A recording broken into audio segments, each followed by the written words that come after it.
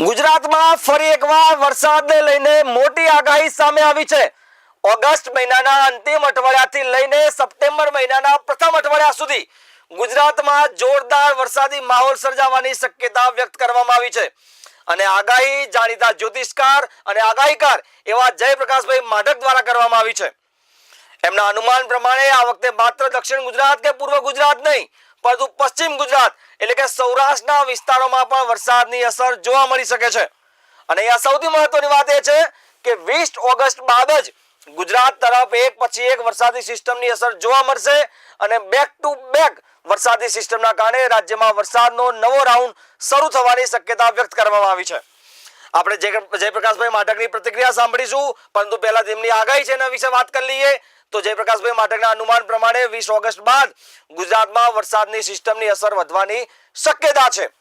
એક સિસ્ટમની અસર પૂરી થશે ત્યાં બીજી સિસ્ટમ સક્રિય થઈ જશે અને તેના કારણે રાજ્યમાં બેક ટુ બેક વરસાદી રાઉન્ડ જોવા મળી શકે છે।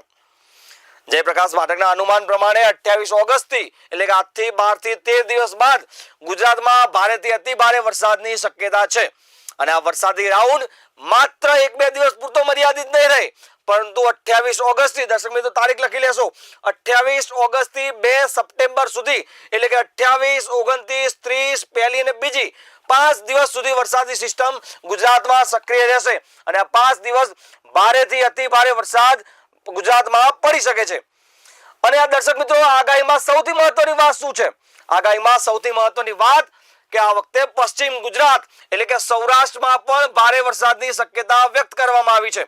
એટલે કે કચ્છ હોય, રાજકોટ, જામનગર, દેવભૂમિ દ્વારકા, પોરબંદર, જુનાગઢ, ગીર સોમનાથ, અમરેલી, ભાવનગર, બોટાદ, મોરબી, સુરનગર ટોટલ 12 જિલ્લાઓમાં સારો વરસાદ પડશે તેવું જયપ્રકાશભાઈ નું માનવું છે।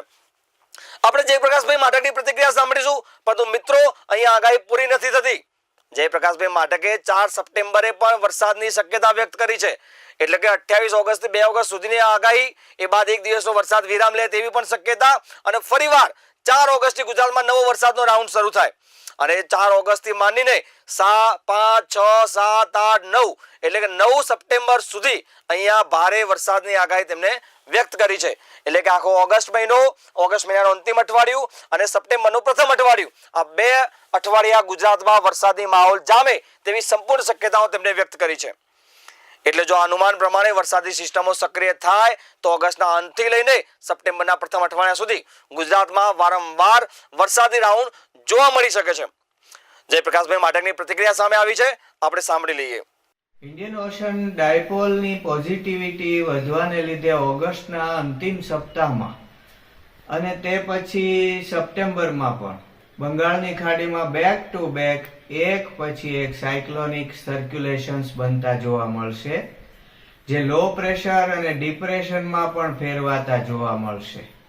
એમાંનું એક સાયક્લોનિક સર્ક્યુલેશન છે બંગાળની ખાડીમાં તારીખ 20-21 ઓગસ્ટે બનશે જે પાકિસ્તાનના સિંધ પર બનેલા એક સાયક્લોનિક સર્ક્યુલેશન સાથે લિંક થઈને એક ટ્રફ લાઇન બનશે।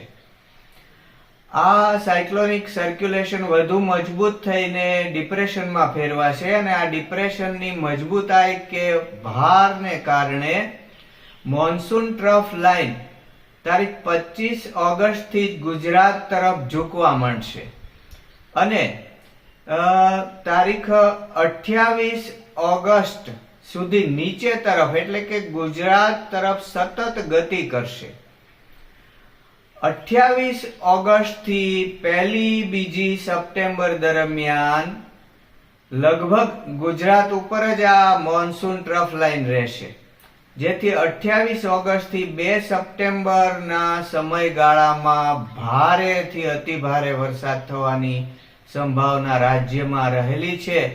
વળી 4 સપ્ટેમ્બરે જન્માષ્ટમીના દિવસે રાત્રે રોહિણી નક્ષત્ર હોવાને કારણે આગળ ઉપર વરસાદ થવાની સંભાવના રહેલી છે તે જોતા 7, 8, 9 સપ્ટેમ્બર દરમિયાન જળ રાશિ કર્કમાં ચંદ્રગુરુ સાથે રહેવાથી પણ 4 સપ્ટેમ્બર બાદ અને 7, 8, 9 સપ્ટેમ્બરમાં પણ દેશ તથા રાજ્યમાં ખૂબ સારો વરસાદ થવાની શક્યતા રહેલી છે। આમ ઓગસ્ટના છેલ્લા 5 દિવસોમાં અને સપ્ટેમ્બરના પહેલા સપ્તાહમાં કે 9 સપ્ટેમ્બર સુધીમાં દેશમાં અને રાજ્યમાં સારો વરસાદ થવાની સંભાવના રહેલી છે. આ નવો રાઉન્ડ આ સમયગાળામાં આવી શકે છે.